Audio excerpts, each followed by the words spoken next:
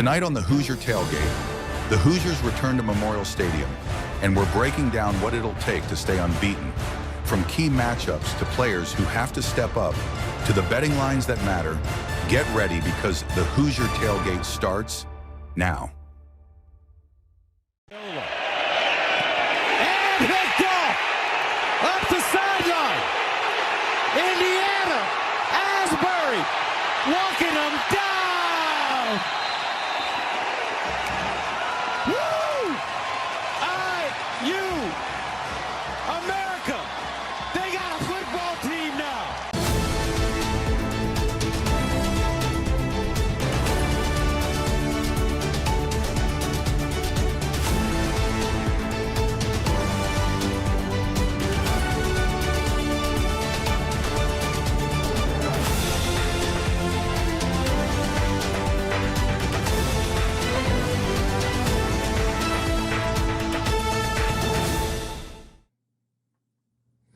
Hello again, everybody. I'm the coach, Shannon Griffith, and thank you for coming to watch another live edition of the Hoosier Tailgate here on the Hoosier.com. We welcome you in as we get prepared for week 2 in this new 2025 season for the Indiana Hoosiers. 1-0 heading into this week against Kennesaw State, an 0-1 record, however, losing by a point at Wake Forest last week.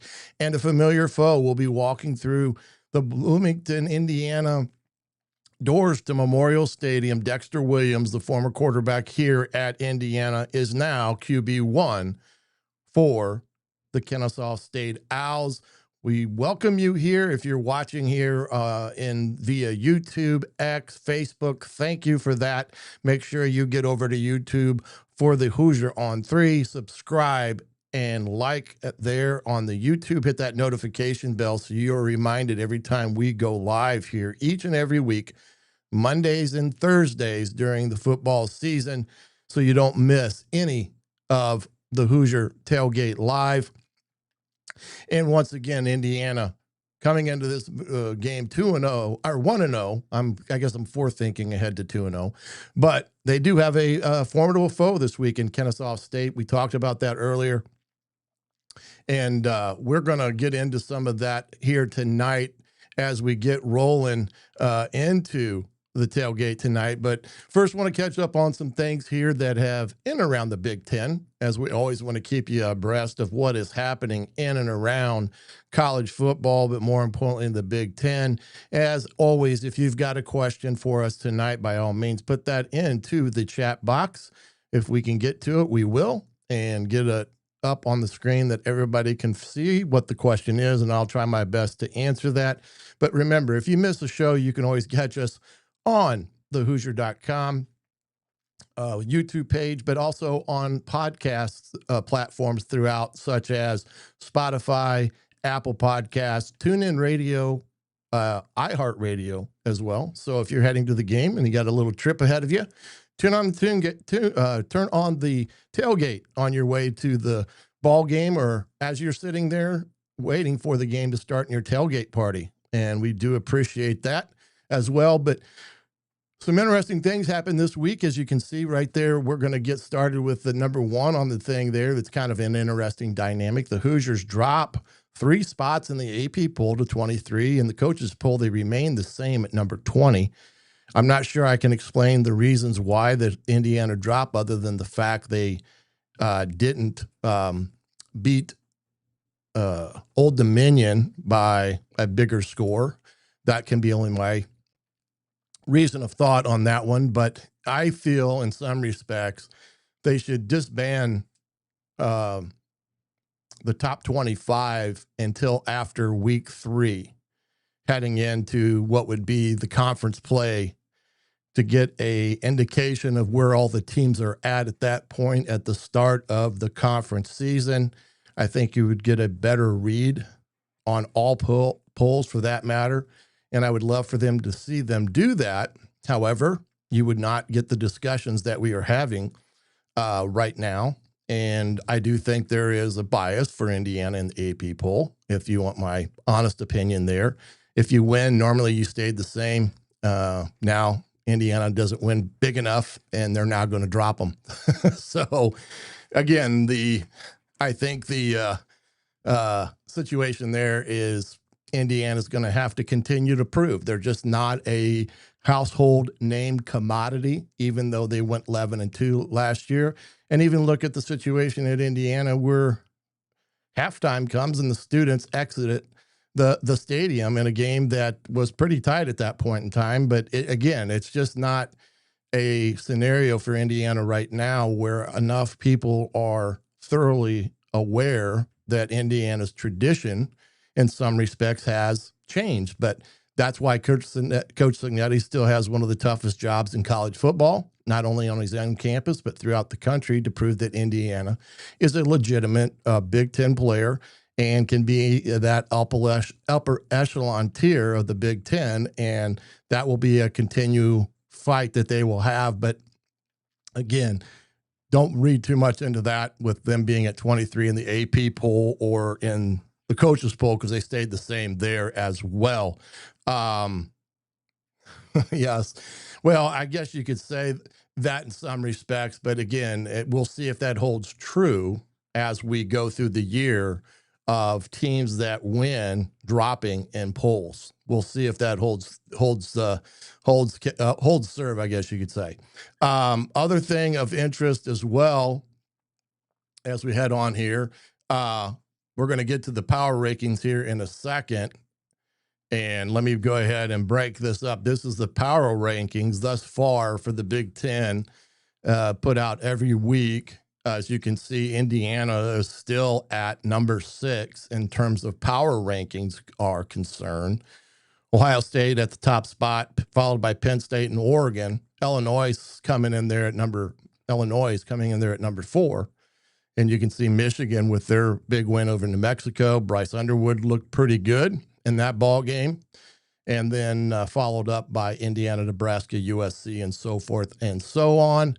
And these will change throughout the season. We'll try to bring you an updated list each and every week, so you know exactly where Indiana stands in terms of the power rankings within the Big Ten. And I think it's a good indication of, how a team's playing each and every week and how they're viewed within the conference itself.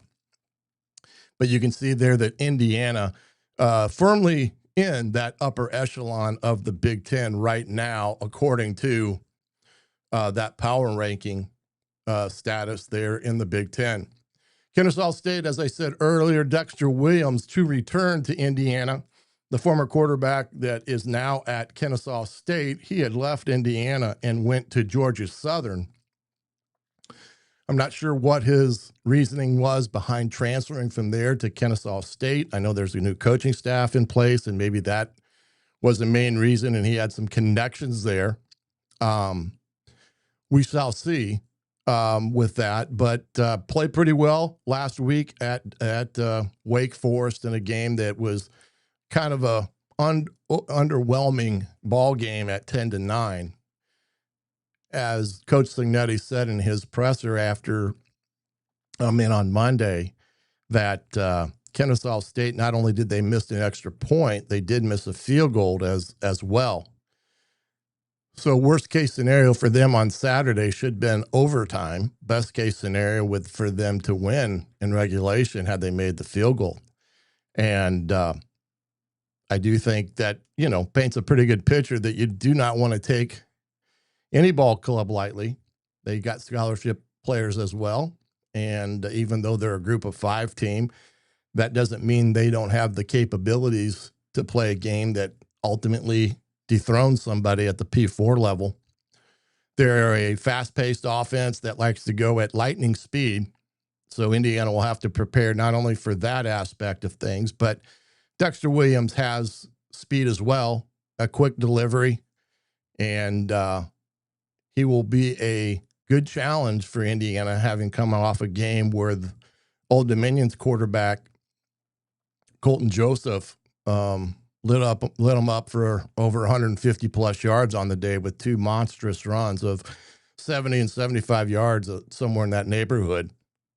And Indiana will make sure that they've corrected those mistakes for the most part. The second run was a complete bust. First run was a combination of a scheme that they weren't expecting and gave a false key to the Mike linebacker, which was Hardy at that time, and he overran it, and they were able to split them. And that was the big two. But Dexter Williams coming in here, he was a big part of Indiana's big win at Michigan State a few years ago. In a game that they threw maybe 2 total passes in the game. It was one of those weird games that Indiana ended up winning, but was just an ironic ball game from start to finish. But he was the quarterback of that game. And then I think the following week is the week he blew out his knee. And that was the year that they lost Penix, I believe. And it was just a bad year all the way around for Indiana when it came to quarterbacks staying healthy in that regard.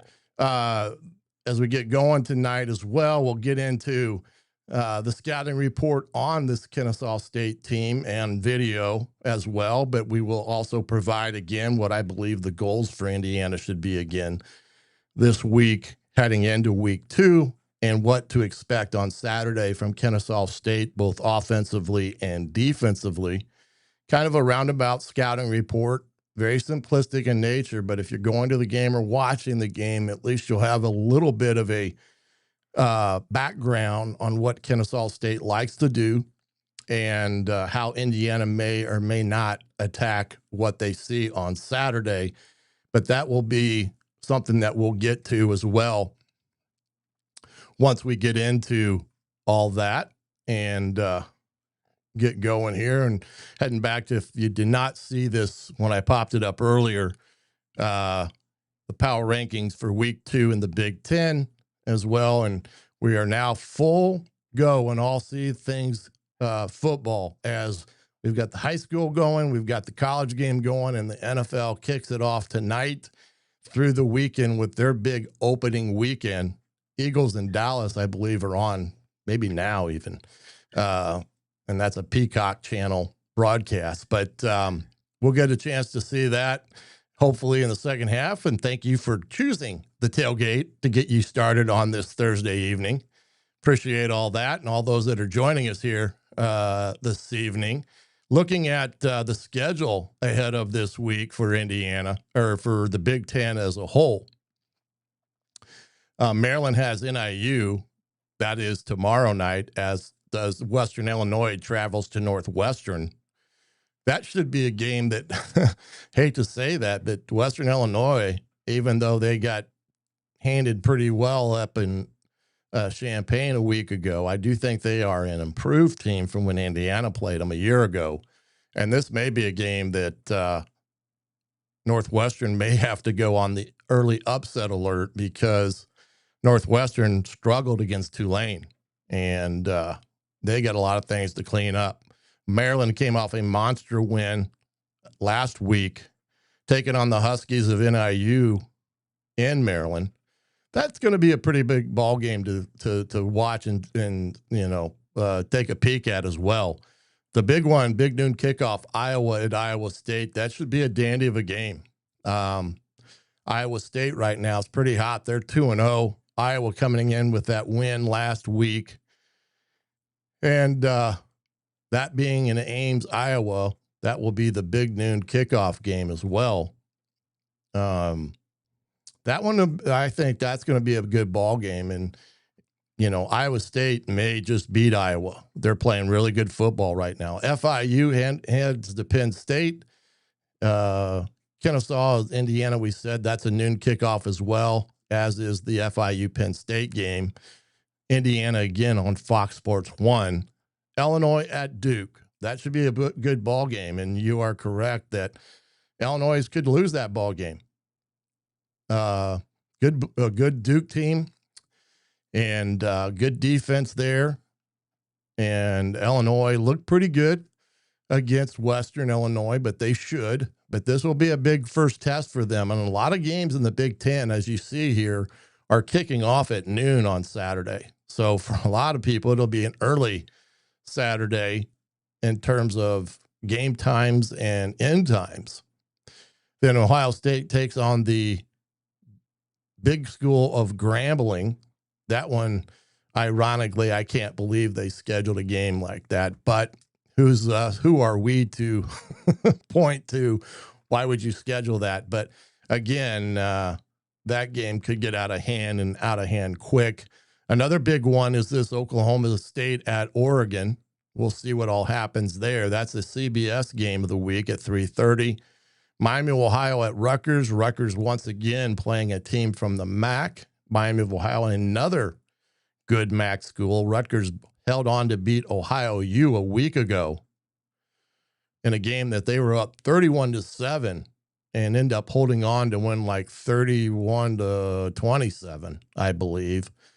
And actually had to go for it on fourth down to try to seal the game because they were very, very lucky, and they held on to that win and made a big play on fourth down to secure that victory. So another test for Rutgers this week with Miami of Ohio. Middle Tennessee heads into Wisconsin.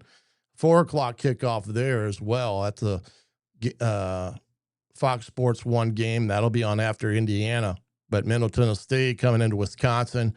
We'll see where Wisconsin's at. They beat Miami of Ohio last week, shut them out, and we'll see what all happens there.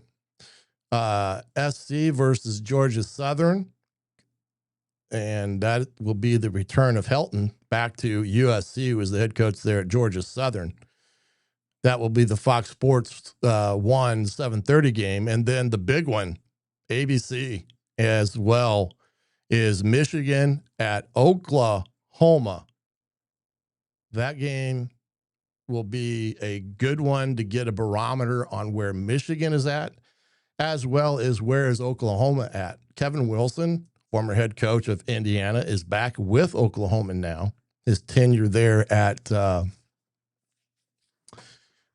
drawing a blank, where he was at there in Oklahoma. His head coach only lasted 2 seasons, or I'm blanking it again, but he is back there with Oklahoma in a capacity, I believe, in an analysis position. So that one will be a great barometer for both schools. Purdue and Southern Illinois. Southern Illinois has had some good wins over P4 schools. I do believe they beat Northwestern a year ago, if I remember correct. And New Life is updating me. 34-31. I appreciate that. I said 31-27. Thank you for that.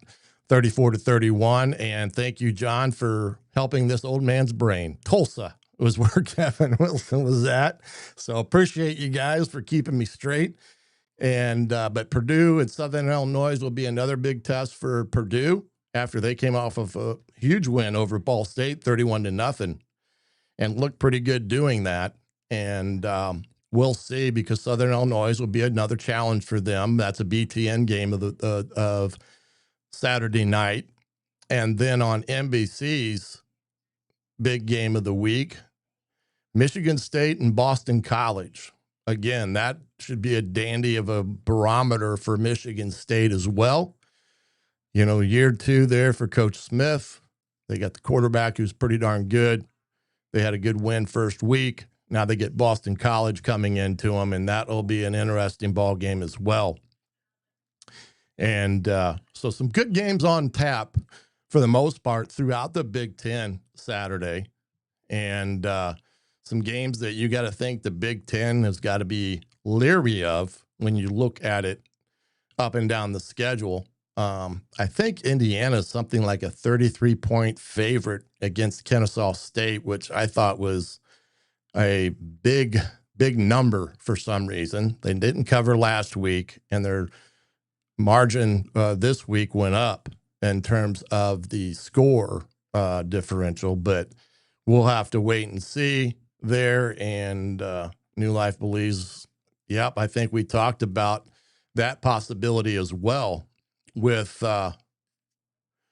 Illinois as going to Duke as a possibility of being a big game, and then Iowa State being the fact that is in Ames, Iowa, and that's always a tough place to play. I went to when I was at Ball State, we played at Iowa State a couple of times, and it's always a tough place to play. Ames is, and Matt Campbell's done a heck of a job there, probably as good a job as anybody in the country on taking a team that had a traditional losing streak type of ball club and has now turned them into a respectable Big 12 program that has competed in the upper echelon of the Big 12. And that's something that Indiana is going to have to aspire to be in terms of the consistency year in, year out of a ball team that can get big wins. And he's had some big ones. You know, he's beat Texas and some of the other schools. He's beaten Oklahoma. You know, some of the schools that Iowa State has struggled against over the years. Matt Campbell came in and has beaten those programs. And, you know, Indiana's got to get that signature win. You know, they've got to beat, you know, that Oregon, Penn State type of ball club this year, or any year for that matter. They got to do that and to really put them on the map per se. But we all should find out about that one per se. And when you get into this ball game on Saturday, again, I think that when you look at this ball game, and we're going to jump into some of these goals for the game before we jump over to the video for this evening. But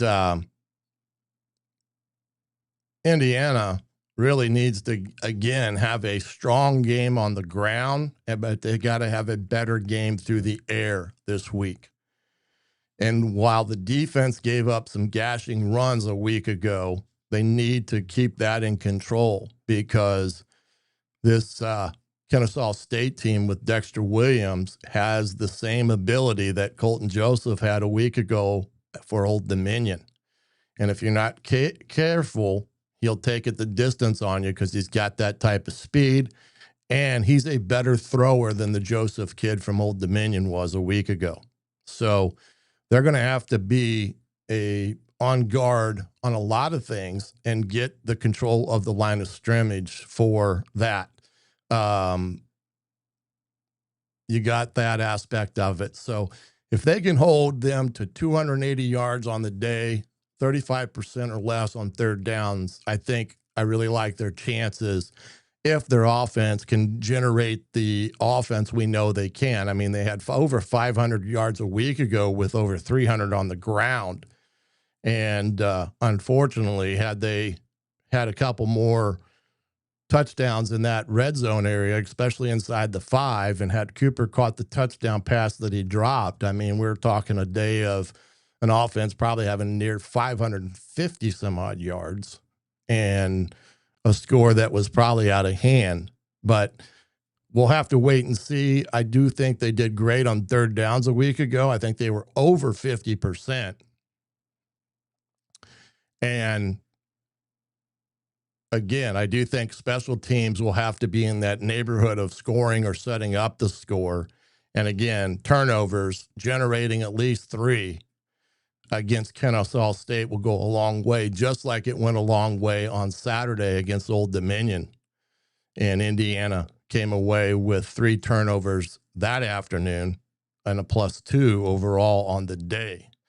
So while these goals look lofty in some areas and maybe too small in some, I do think they are a realistic reflection of where this Indiana football team is overall week 2.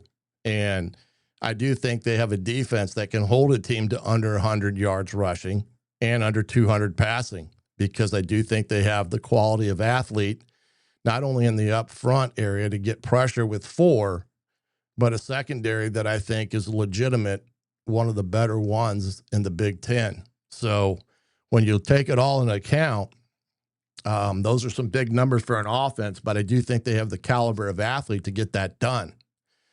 And we'll see what all happens in that one. And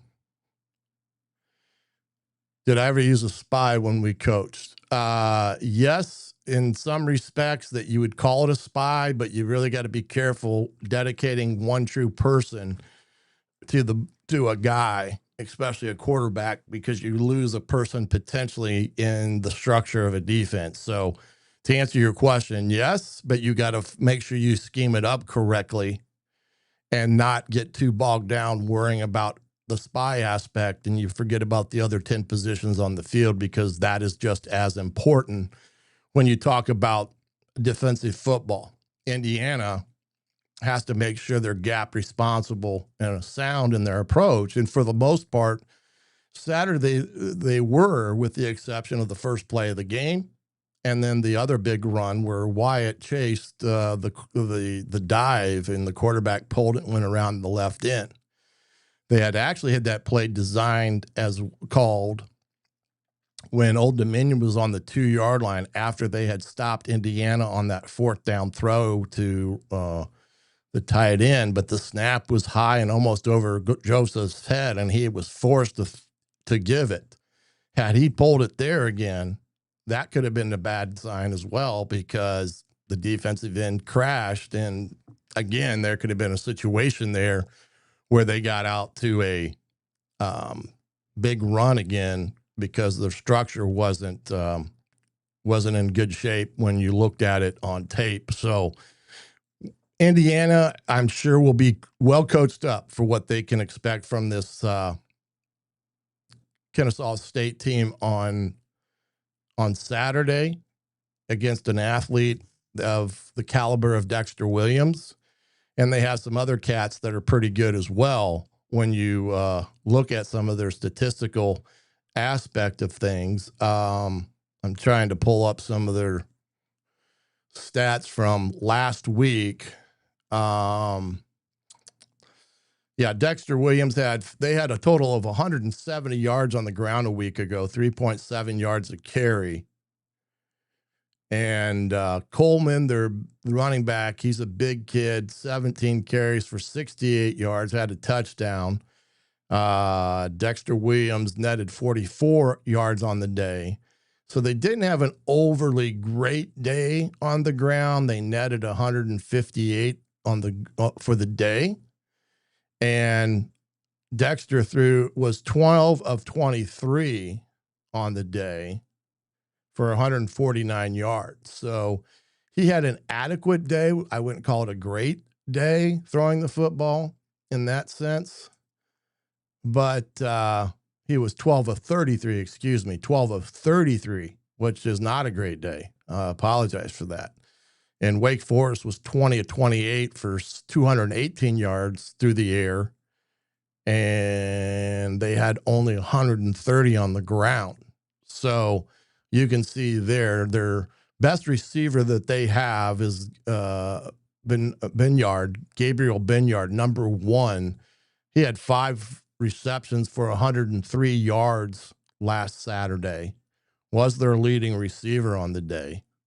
And let's see, he was their big dog in that regard. And Coleman Bennett is the tailback number 0, who rushed for about 70 yards on the day against Wake Forest. So again,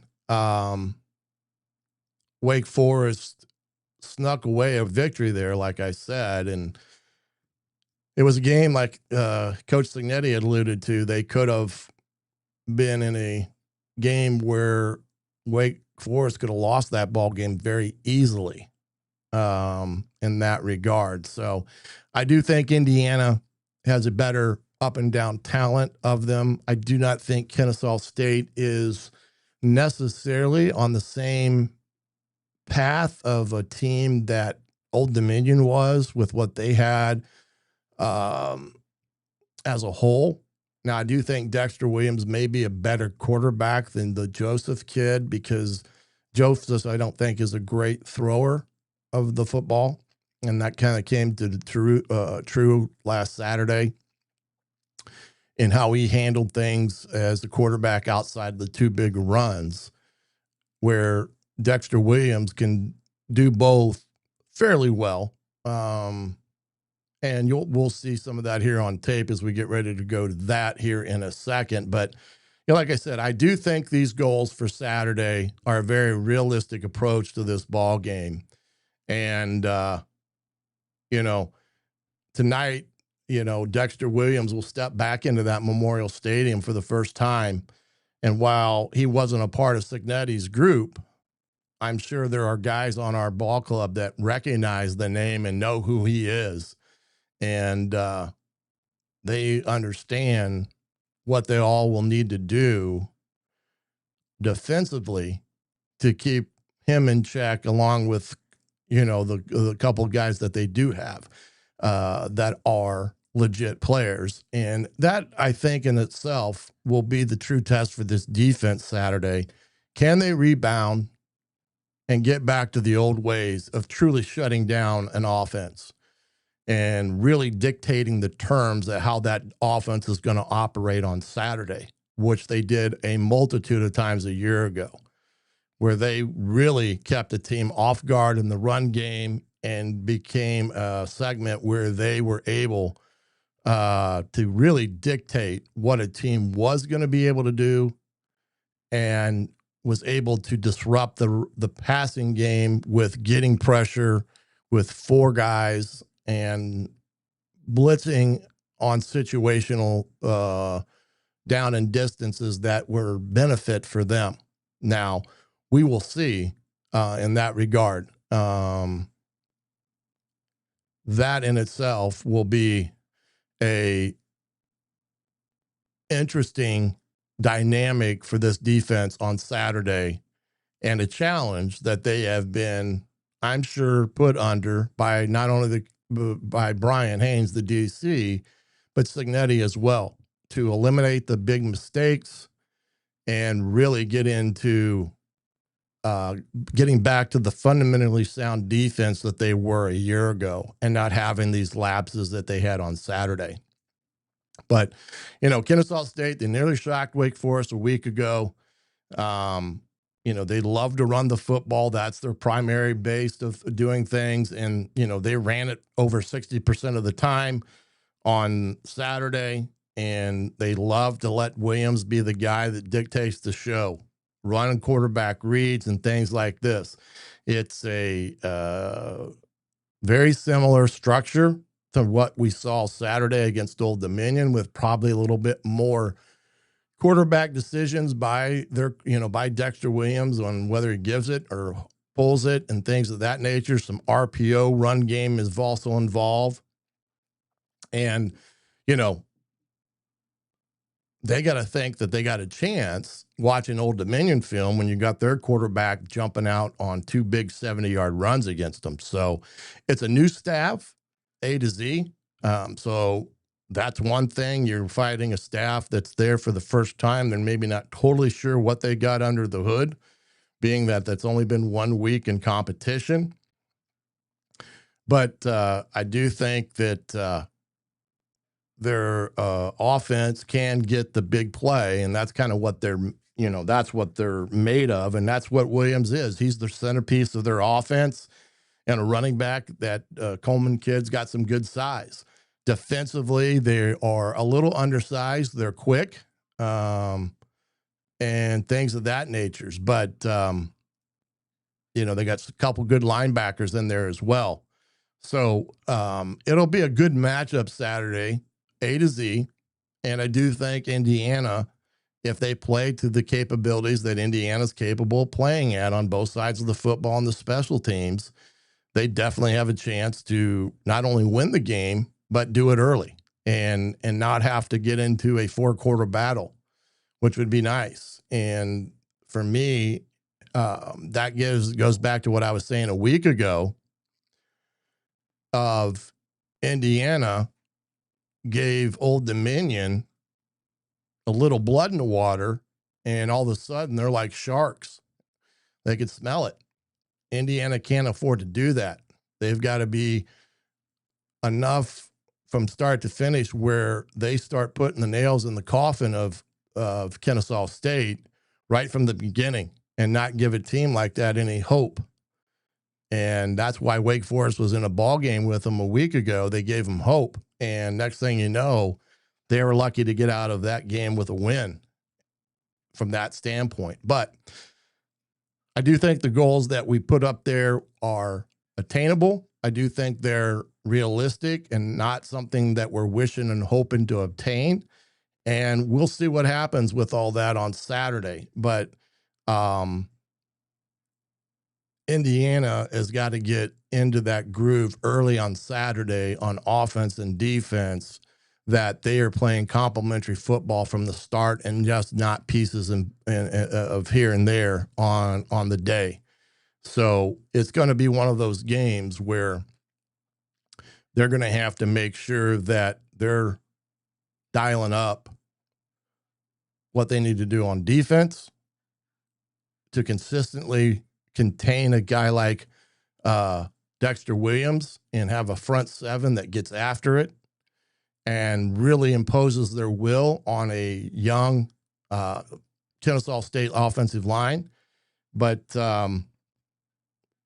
we got to have, guys reading their keys and stuff to get themselves in the better position to get in a position to make plays against Kennesaw State and not trying to do too much on the field that results in bust and missed gap assignments.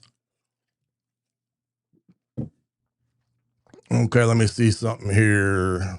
The offense was so vanilla, felt like Sig was keeping cards close to vest until we got, well, that may be so. But I'll say this for the most part, not too many coaches play it to the vest. They play it to what do we have to do to win? And if that means opening the playbook enough to do it, they'll do it. Now, what they may have thought last week, Brian, to kind of go along with your thought process there, they may have skinnied it back so that would give people like Mendoza a lot of confidence in what was going to be called on Saturday and not trying to be too over the top with some of their play calls, and they maybe became too simplistic in that regard. And so that may have been a big part of that look on Saturday, that it looked pared down or simplistic and not want to tip their hands and stuff. But I don't think Sig's that type of dude. I think he's a guy that wants his coordinators to call a game and put the plays in that they think they can win with, irregardless of whether or not it appears on tape for Illinois or not. So, but I mean, not to say that that's not a correct assessment, but I just don't know if it was that more so than them trying to pare it down for Fernando to get off to a good start in the ball game and throwing the football. I mean, they threw a ton of outcuts to Williams there for the most part, to the number two receiver into the boundary. It seemed like every throw he was making was outcuts. So we'll have to see on all that aspect of it. Do we miss Tino? I don't say you miss Tino. You miss continuity. Having a guy that's been with you for so long, it's a continuity thing. I wouldn't say it's something that, they're missing him. I do think Whitmer is a really good coach as well, and he has a pedigree behind him of NFL experience. And not to say that trumps anything, but again, I don't think they missed Tino in that regard. So that would have been Hosa Wheeler would have been the young man that probably replaced CJ. Right, Brian. They did not run anything to the outside, including the RPO system that they've did quite well last year, and that's something that they'll definitely have to do on Saturday, is run some of that RPO stuff, because it was too much of a factor in their production a year ago. It's just not something you can say, oh, we're not going to do it this year. To me, that was what made them really good offensively a year ago. Now, we're not in the room, and maybe Fernando, that maybe not his forte like it was Curtis Rourke's. We don't know that. I hardly doubt that, but I was quite surprised of two things. One, no RPO game, which they need to have. And number two, they didn't target Surratt at all in the first half, which is offensive malpractice, in my opinion. So that can't be something that they can get away with this week. Okay, let's get over here to some of this. Throw up a few of this. I wanted to show something prior to this, though. Hold on here, boys.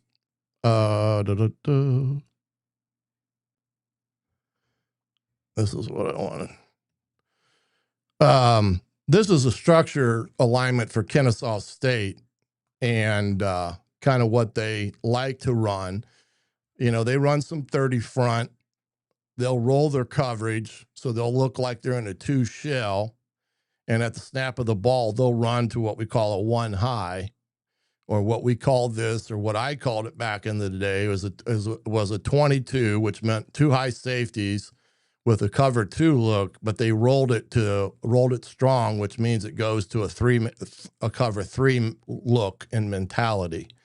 So you get some of that 30-man front from them as well. And then you'll also get what I call an under front, which is 3 and a 5 to the weak side of the formation, a 1 technique and a outside 5 technique, and a more true, what I call quarters coverage. Or in this case, it'd be 2 high, so we'd call it 24 because they're playing quarters. And they're not a team that overly blitzes a lot. They're not a team that does a lot of twisting and turning, but they also will run the true bear front as well in situational things such as short yardage or 3rd and medium type of scenarios. So they're not an overly diverse defense. I think they're a defense that they want to call their system and get their kids playing hard, but structurally sound. They don't do anything that I would say, man, they're just not sound in their approach with stuff. So you're going to see a 3-man front and a 4-man front from them on Saturday. And then offensively, they're a multi-formational team, but inside zone and some counter and the quarterback reads and RPOs is kind of what they are offensively. So again, it's not something that you would say that's unfamiliar to our defense. It's a very similar approach offensively to what you would say Indiana is when it comes to that stuff. So I think, whoops, here, let's get this set and back to the beginning. This is a game last week. Here's that 30 front that I was saying that they like to do.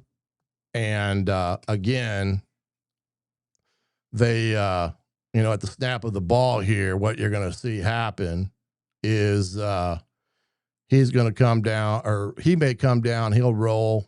You get something like this in the background there, but we'll let the tape take care of that and go from here with it. But again, this is a situation where Wake Forest there is running a quick pitch into the boundary, but at the top, they're running a counter play to the field. So the quarterback here has the ability to either run a quarterback run, which would be a counter to our right, or do a quick pitch in the boundary. And this is what he decided to do, and they gash him with it. And they got a hat on a hat, and fortunately there was a big enough tackle there in space that kept that from going the distance there. Next play they do here. This is what we call an under front. Again, 3 and a 5 to the top, 1 down here at the bottom. They're jumping into kind of a man scheme here, offensively speaking. And sorry about that.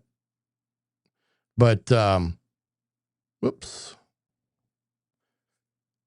Again, Wake Forest ran this little toss screen. It's a nice little play here that they've got, that they threw for pretty good success and got some good yardage Saturday out of it, and was able to really do well. Here's their first goal line. They're just in a base front again. This is a mesh route that Wake Forest is running, and what you're going to see is 2 guys. You're going to have guys crossing. He's going to cross here. He's going to cross here. This guy's going to run a high corner and get a guy in the flat. But what you're going to see is this quarterback doesn't like what he sees, and he just takes it and runs it in for a touchdown on his own. So that was their first and only touchdown of the day. Here was a time where they did bring some pressure. 3-man front, bringing the weak side linebacker, and they run inside zone and get pretty good yardage on it. So I don't think this is going to be a team that Indiana is going to have trouble moving. Now, you have trouble when you have missed assignments like this on 2nd and 9, where the Will backer comes right through the B gap and the left guard just flat out doesn't block him. Oh my gosh. He's going to step down into the A gap where a guy's coming right through his face there and say, oh, sorry there, quarterback. And they end up getting a sack on it. So not great, you know.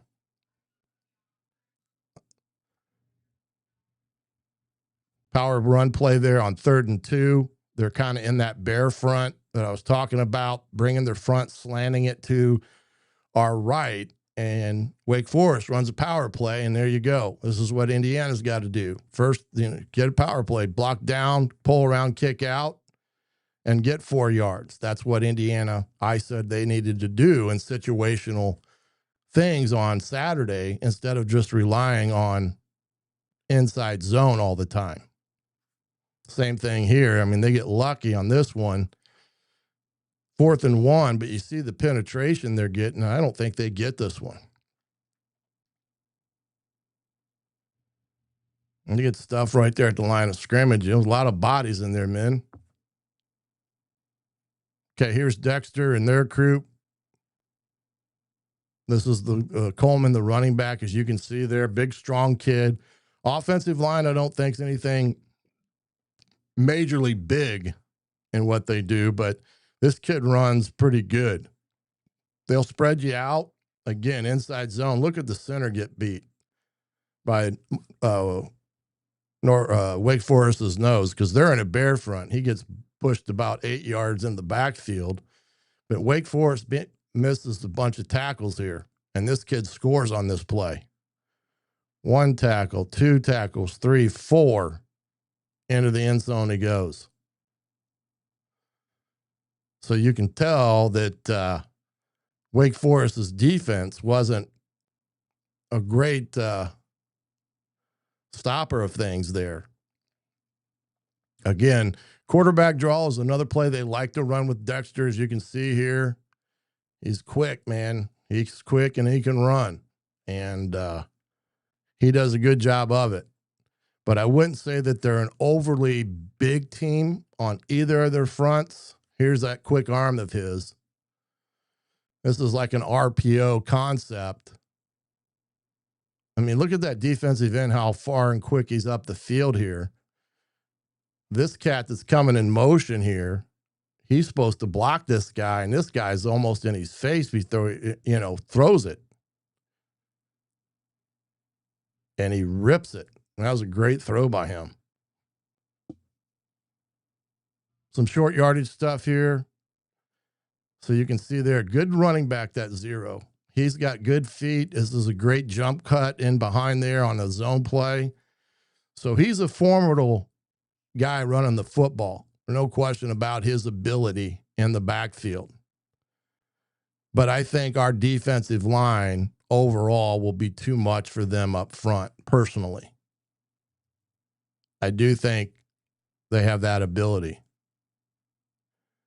See, they're just bringing 3 guys on it, and they lose contain on him, and he takes a play where they should have had a sack or negative yardage, and he actually turns it into positive yards. This is a 3-man rush on 2nd and 9, and that's what Dexter can do, and that's what Indiana will have to guard against. And when you say somebody's spying him, in situations, you would say in this case, you can use it like a nose. The team will use a nose where they'll do this and drop him out. I don't like that matchup because the quarterback's usually a better player than a nose guy. Sometimes it's better to do it with a linebacker that he can kind of really spy and maybe match his ability in that regard.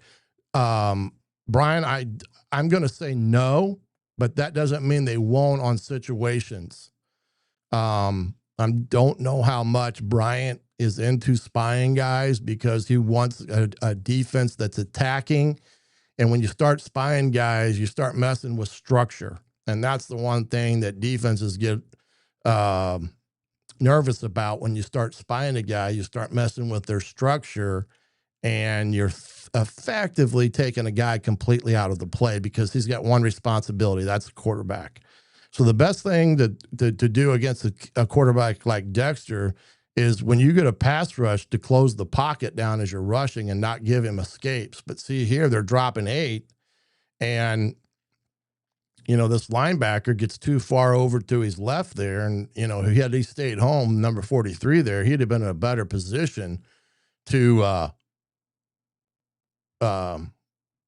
take care of the responsibility of getting the tackle. But to answer your question, I don't think he will spy, but that doesn't mean they won't in situations. Like I said, I was never a big spy guy unless it was just one of those things that you did it situationally and you're worried more about a quarterback scrambling on passing downs as opposed to him running the read zone. Because in a read zone play, it's not that difficult to defend if you've got guys doing what they're supposed to do, and that means reading their keys. So on the second big run that Kellen Wyatt gave up, is he chased, and all he had to do was come up the field. If he comes up the field there, then there's no big run because he's there to make the play.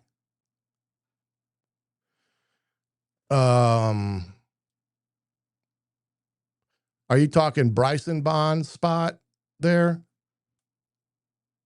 Brian? I'm assuming, because Bond was more of a special teams guy. I know that he was second in the depth chart, probably at the safety position.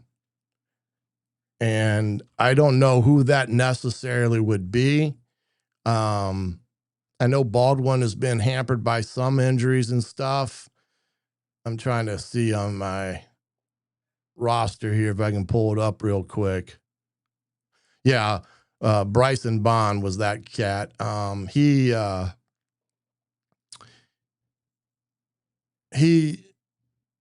again, he got hurt on that one special team play Saturday, and I'm trying to take a quick gander at the roster here because I don't have my other one at my disposal right at this moment. Well,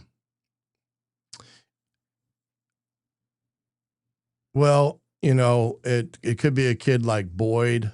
I think he's playing the safety spot, but I don't know where he's at in terms of their depth chart. The Knighton kid, the corner, they could do some things there where maybe they kick a guy back.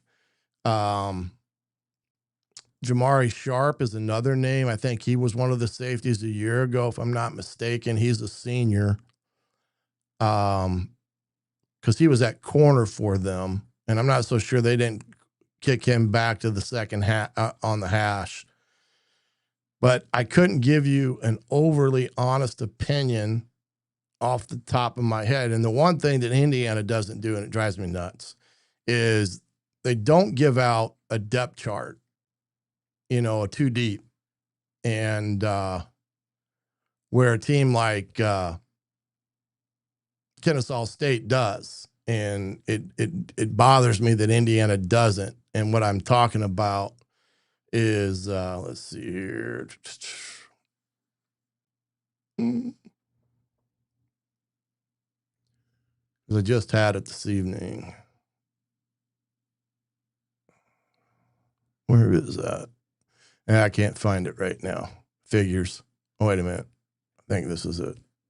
Nope, that's the stats that I was looking at earlier. That wasn't it. Oops, sorry about that, guys.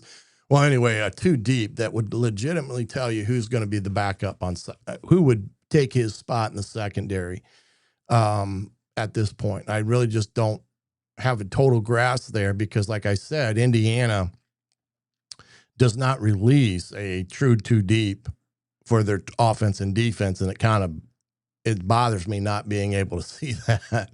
Like Kennesaw State actually has a two deep for offense and defense that you can look to see who's backing up who their starters are, where Indiana does not put one out.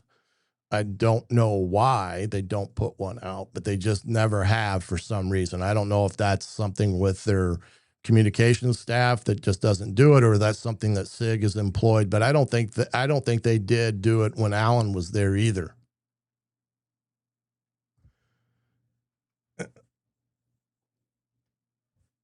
Let's see here.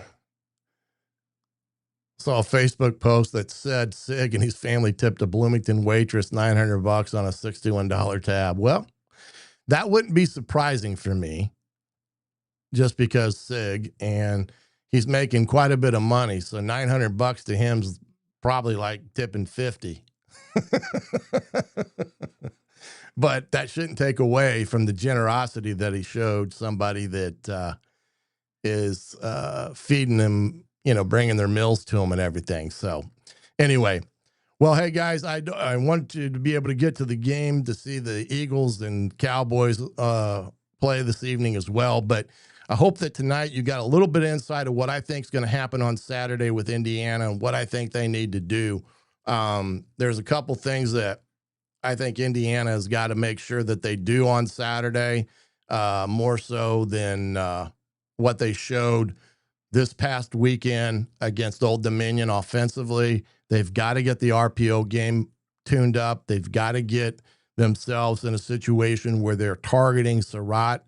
However they do that, whether that's throwing the ball to him, kicking the ball out to him on quick screens and things of that nature. But they have to do that. That kid is too good of a wide receiver and a player overall not to have the ball in his hands some. And again, I think Hemby and Black and BB all three of them are capable. Do we find ways to kick the ball out to them on the perimeter, swinging past to them, type of deal, or, pitching it on a quick pitch type of deal and letting them go run. And then Fernando's got to throw better deep balls. That's just flat out got to do better. He's got to get the ball in an area where it's catchable, but more importantly, he's got to get air underneath it so that a wide receiver can run under it. And I do think that Indiana will take some more targeted throws, and when it comes to throwing it deep. But I do think if Indiana can get the RPO game going, as well as Surratt going as well, I do think they can have a big day against Kennesaw State, just like I think Indiana's defense as well, if they can get back to what they were doing a year ago, dictating the play and dictating to an offense what they were going to do and not going to do, and not give up the big gashing plays. That's, you just can't do that and expect to win consistently if you're going to give up 2 touchdowns of 70 yards or more. So it's going to be a situation, I guess you could say, Indiana has a better chance of getting themselves in a position Saturday against this ball club because they have tape of their last game. That always helps. And they'll have a better understanding of the personnel that are coming out on the field Saturday. So we'll have to wait and see. Again, that's a noon kickoff there in Bloomington. FS1, if you cannot be there, hopefully there's another big crowd. And there at Bloomington, it's supposed to be a very nice day on Saturday. We'll have to see what happens. But again, thanks for watching here with me this evening. And again, thank you so much for being a part of the Hoosier Tailgate. But for now, I'm the coach, Shannon Griffith, and this has been the Hoosier Tailgate. Right.